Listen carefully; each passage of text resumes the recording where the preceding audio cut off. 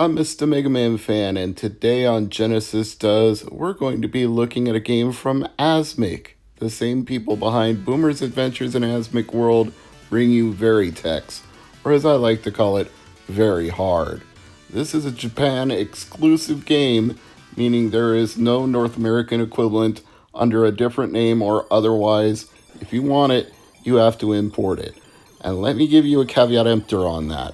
If you see listings for Verytex on eBay, a lot of them go for a very cheap price, but look at the shipping, it will say from China. These are bootlegs, these are not the real thing. If you want an authentic copy of Verytex, it's going to be very expensive.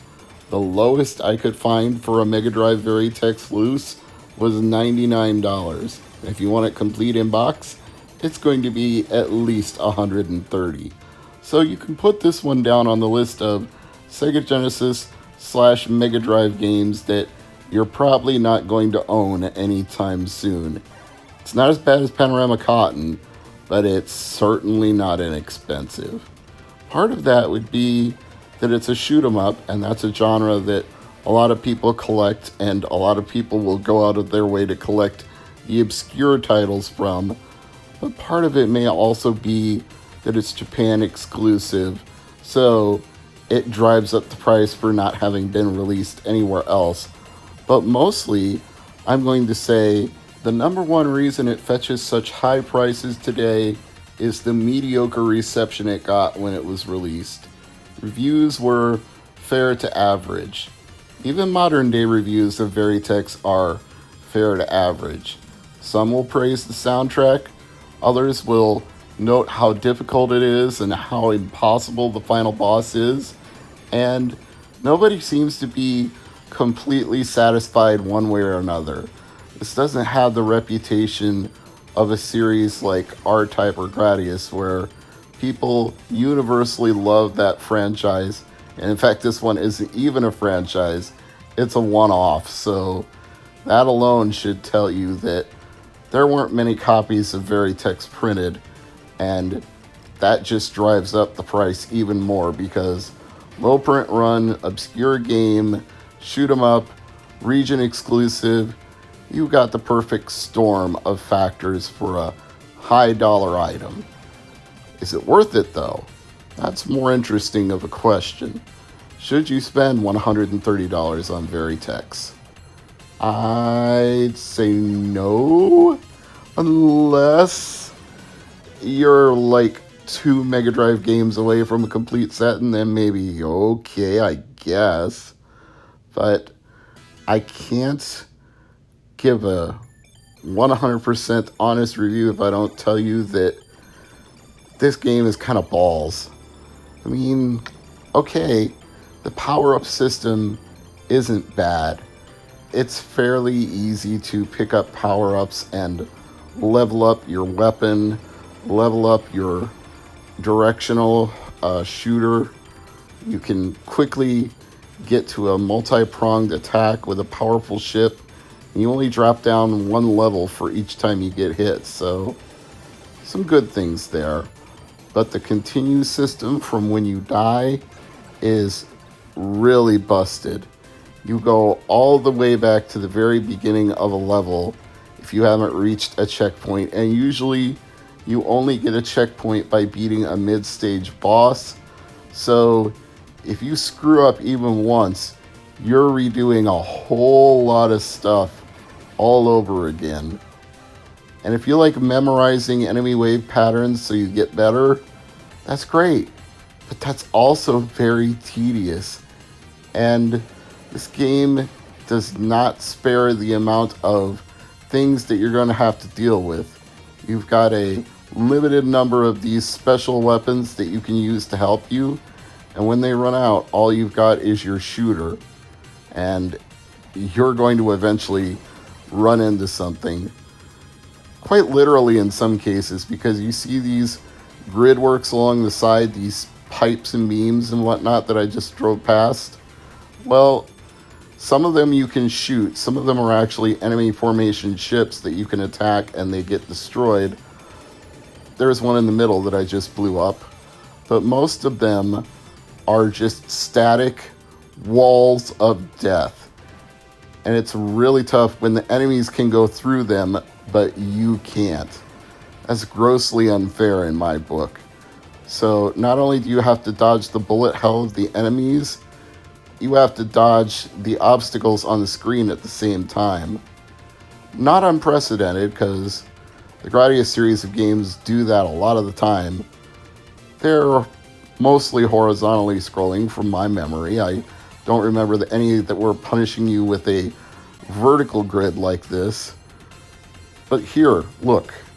I can't even pick up that E power-up without dying. There was no way to do it. I was trying to wait for it to come to me, but the screen was scrolling faster to me than the power-up was scrolling to me. So I couldn't safely pick it up without touching it, and I couldn't wait for it to come to me without getting trapped. So it was you lose or you lose. Those were your only options. That's why I say Verytex is very hard. And wow, I hate to say it, but it actually gets worse when you do get to a checkpoint, because then the graphics become a nightmare. It becomes impossible to distinguish between what is attacking you on the screen and the scrolling graphics on the screen itself. Now, don't get me wrong, it was a very ambitious graphical design choice by the people who made this game, because they made it look like you were flying through a tunnel. There's a depth perception element where the lines are moving at different speeds on either side of the middle. You can see it right there. So it looks great. I mean, it's a very cool effect. It makes you feel like you're in the middle of a long trench, like maybe a Star Wars type scenario where you're flying through a trench to the Death Star to fire a shot down the portal and blow the whole thing up.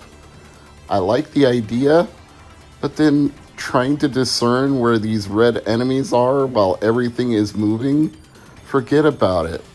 And then they introduce enemies that have depth and that fly from all the way in the background to all the way in the foreground. They come at first like one at a time, and then they start coming in waves. And with these multiple scrolling effects on either side of you, determining where those waves are spawning out from, it becomes monstrously difficult. I got to a point where I was like starting to master the first section of the game because I had to repeat it so many times. But once I got to this one, I was like, well, how long can I survive before I just totally get screwed and rage quit? I knew it was coming sooner or later. And I gotta be honest with you, if a game costs $130 complete in box, I'm not spending that kind of money for something that's gonna make me rage quit after 10 minutes. Maybe that's your cup of tea. Maybe you like something that's just increasingly punishing, but it didn't even need to be punishing. It was the graphical design choice that made this punishing, not necessarily the enemies themselves. So in my book, Verytex, well, it's obscure for a reason. It's not the greatest shooter that I've ever played. Not on the Mega Drive library, not on Sega Genesis as a whole, not even compared to some of the all-time great shoot-'em-up games that you could play on PC Engine / TurboGrafx 16. This is in the lower tier of great shooters that are out there. But if you're looking for something that you've never seen before, never played before, and you just have to have every shooter that's ever been, then I suppose Verytex is on your list of things to acquire. Godspeed, more power to you. I'm going to strongly recommend that Verytex is the kind of game you should play in emulation, at the very least before you decide to spend some serious coin on a physical copy.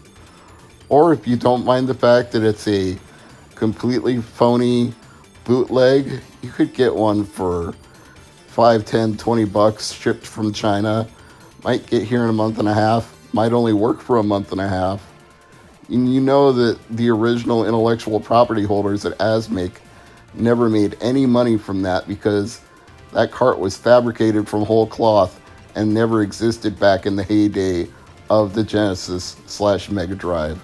So make your choices what you're comfortable with, but frankly, I'd rather play it in emulation than give a bootlegger money for a fake copy. I'm Mr. MegaManFan. Thanks for watching.